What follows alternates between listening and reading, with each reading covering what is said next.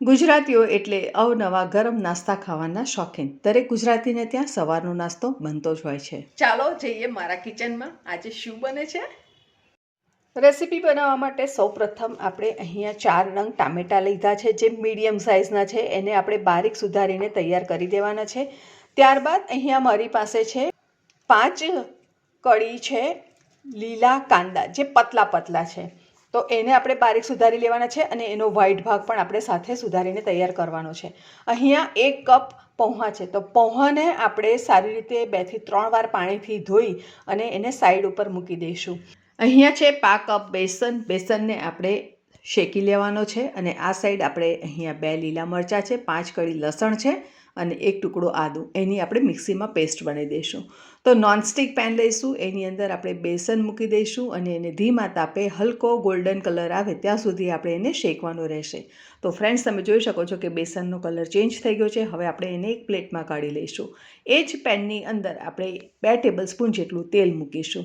તેલ ગરમ થાય એટલે આપણે એની અંદર 1/2 ટીસ્પૂન જીરું મૂકીશું, 5 ચમચી જેટલી હિંગ મૂકી દઈશું અને જીરું થોડું લાલ થાય ત્યાં સુધી આપણે એને થવા દઈશું. ત્યારબાદ એની અંદર લીલા મરચાં અને લસણની પેસ્ટ ઉમેરી લઈશું અને સાથે થોડી આદુની પેસ્ટ પણ અંદર ઉમેરી લઈશું. આદુની પેસ્ટ આપણે 1/2 ટીસ્પૂન જેટલી અંદર ઉમેરી લીધી છે અને બધું સરસ રીતે સાંતળી લઈશું. આદુનો ટુકડો આખો હોય તો તમે લીલા મરચાં અને લસણની સાથે આદુને વાટી શકો છો. અને આદુ મરચાંની પેસ્ટને લગભગ આપણે 1/2 થી 1/4 મિનિટ સાંતળવાની છે. અને ત્યારબાદ આપણે એની અંદર ઉમેરી લઈશું ટામેટાં. ટામેટાને બારીક સુધારવા ખૂબ જ જરૂરી છે અને જેટલા બારીક સુધારશો એટલી જ રેસીપી આપણી સરસ બનશે. તો અહીંયા આપણે સરસ રીતે 4 ટામેટાને બારીક સુધારીને લઈ લીધા છે અને હવે આપણે એને અંદર મિક્સ કરી લઈશું.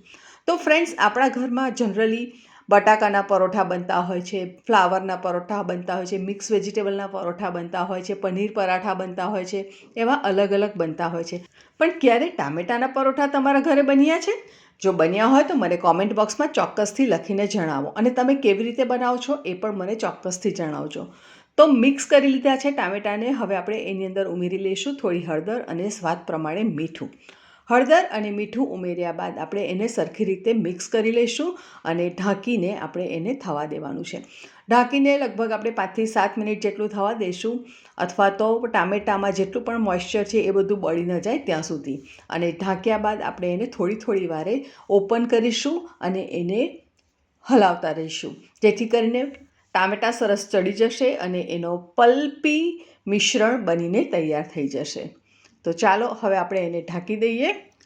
ફ્રેન્ડ્સ, અહીંયા સુધીનો વિડીયો કેવો લાગ્યો ચોક્કસ મને કોમેન્ટ લખીને જણાવો. અને તમને જો વિડીયો ગમ્યો હોય તો વિડીયોને લાઇક કરો, ચેનલને સબસ્ક્રાઈબ કરી બાજુમાં આવેલા બેલ આઇકોનને પ્રેસ કરો, જેથી કરીને તમને નવા વિડીયોના નોટિફિકેશન જલ્દીથી મળી જાય. તો ફ્રેન્ડ્સ, તમે જોઈ શકો છો કે ટામેટાનો પલ્પી મિશ્રણ બનીને તૈયાર થઈ ગયું છે અને એકદમ સરસ રીતે ટામેટાં ચડી ગયા છે, એનું મોઇશ્ચર પણ બધું બળી ગયું છે.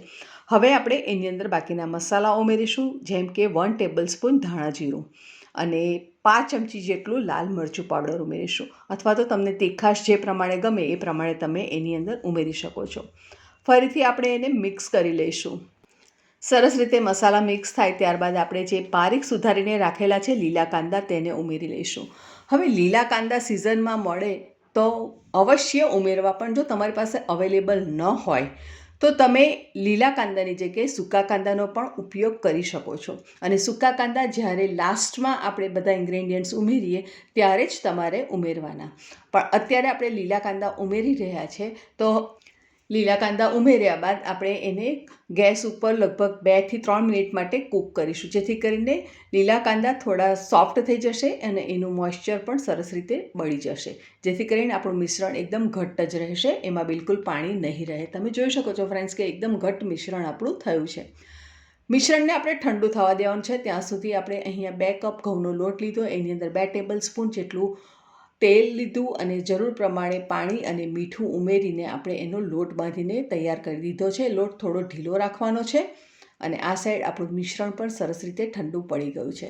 તો મિશ્રણને આપણે એકવાર સરસ રીતે ફરીથી મિક્સ કરી લઈશું અને એની અંદર ઉમેરી લઈશું પૌંઆ, જે આપણે ધોઈને આ રીતે ચારણામાં રાખી દીધા હતા, જેથી કરીને એકદમ કોરા પણ પડી ગયા છે અને એકદમ સોફ્ટ પણ થઈ ગયા છે.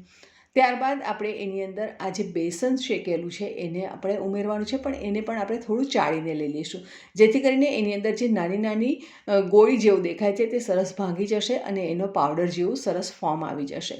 અને કોથમીર તમને ગમે એ પ્રમાણે 3 થી 4 ટેબલસ્પૂન ઉમેરી શકો છો. 1 ચમચી જેટલું કસૂરી મેથી લેવાની છે અને એને હાથથી સરસ મસળી લેવાનું છે અને એને અંદર ઉમેરી લઈશું. બધી વસ્તુને આપણે સરસ રીતે મિક્સ કરી લેવાની છે.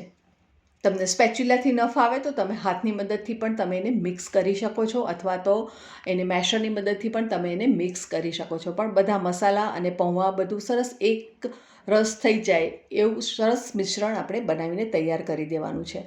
હવે આપણે એક મોટો લુવો લઈશું અને એને આપણે આ રીતે વાટકીનો જેવો શેપ આપી દઈશું અને ત્યારબાદ આપણે એની અંદર ઇનફ મિશ્રણ મૂકીશું અને એને બંધ કરી દઈશું. તમને જો આ રીતે ન ફાવે તો તમે 2 અલગ અલગ રોટલી બનાવી અને એની ઉપર મિશ્રણ સ્પ્રેડ કરી અને બીજી રોટલી ઉપર ઢાંકી દઈ અને આપણે જે બનાવતા હોય છે એવી રીતે પણ બનાવી શકો છો. અને બીજી એક મેથડ પણ હું તમને બતાવીશ, તો તમે વિડીયો છેલ્લે સુધી જોતા રહેજો. તો સરસ આપણું મિશ્રણ સ્ટફ થઈ ગયું છે અને હવે આપણે એને હલકા હાથે થોડું પ્રેસ કરી લઈશું અને એને વણી લઈશું. તો વણવા માટે મેં અહીંયા ચોખાના લોટનો અટામણ તરીકે ઉપયોગ કર્યો છે. તમે ઘઉંના લોટનો પણ ઉપયોગ કરી શકો છો અને એને એકદમ હલકા હાથે આપણે વણવાનું રહેશે. બિલકુલ જોર નથી આપવાનું અને આ વસ્તુ ત્યારે જ પોસિબલ બનશે જ્યારે આપણે લોટ થોડો ઢીલો રાખીશું. ઢીલો લોટ રાખવાથી સ્ટફિંગ તો સારી રીતે ભરાશે જ, પણ સાથે વણવામાં પણ ખૂબ જ અનુકૂળ રહેશે. અને એની અંદર આપણે થોડું મોણ આગળ પડતું રાખેલું છે, જેથી કરીને ક્રિસ્પી પરાઠા તો બનશે જ. તો આપણો આ પહેલો પરાઠો બનીને તૈયાર થઈ ગયો છે. તો હવે આપણે એને શેકીશું. તો શેકવા માટે આપણે મીડિયમ ટુ લો ફ્લેમ ઉપર તવીને ગરમ કરવા મૂકી દીધી હતી અને એને આપણે આ રીતે 1 ચમચી તેલ મૂકીને ગ્રીસ કરી લઈશું અને ત્યારબાદ આપણે જે પરોઠો વણ્યો છે એને ઉપર મૂકી દઈશું. આ પરોઠો થાય ત્યાં સુધી આપણે બીજો પરોઠો પણ બનાવી લઈએ. તો એના માટે આપણે આ બીજી મેથડ છે. તો થોડી મોટી રોટલી જેવું વણી અને એની અંદર સ્ટફિંગ ભરી અને આ રીતે ફિટ કરી દેવાનું અને ત્યારબાદ એને હલકા હાથે વણી લેવાનું. આ મેથડ તમને વધારે ઇઝી લાગે તો તમે આ મેથડ પણ કરી શકો છો. તમને જે મેથડ ફાવે તે રીતે તમારે બનાવવાના, પણ એકવાર ચોક્કસ તમારા રસોડે આ રેસીપી બનવી જ જોઈએ. અને કેવી બની તે મને ચોક્કસ કોમેન્ટ કરીને જણાવજો. તો ફ્રેન્ડ્સ, જોઈ શકો છો કે સરસ રીતે આ પરોઠો પણ વણાઈ ગયો છે અને એને આ રીતે થોડો હલકો હાથથી શેપ આપી અને એને ગોળ શેપ બનાવી દેવાનો છે. આ સાઈડ આપણો એક સાઈડ શેકાઈ ગયું છે, તો હવે આપણે બીજી સાઈડ પણ શેકી લઈશું અને થોડું તેલ મૂકી અને એને બંને સાઈડ સરસ રીતે થોડો ગોલ્ડન કલર આવે ત્યાં સુધી શેકી લઈશું, અથવા તો તમને જેવો ક્રિસ્પી ગમે એ પ્રમાણે તમારા ઘરમાં ખવાતો હોય એ પ્રમાણે તમારે શેકી લેવાનો છે. તો બધા પરોઠાને આપણે આ રીતે બનાવીને તૈયાર કરી લીધા છે.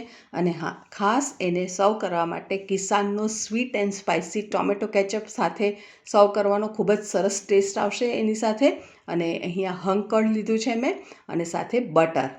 અમૂલ બટર વગર તો કોઈ પણ પરોઠાનો ટેસ્ટ આવે જ નહીં. તો ફ્રેન્ડ્સ, ફરી મળીશું નવી સહેલી સાથે. ત્યાં સુધી એન્જોય કુકિંગ. Thank you.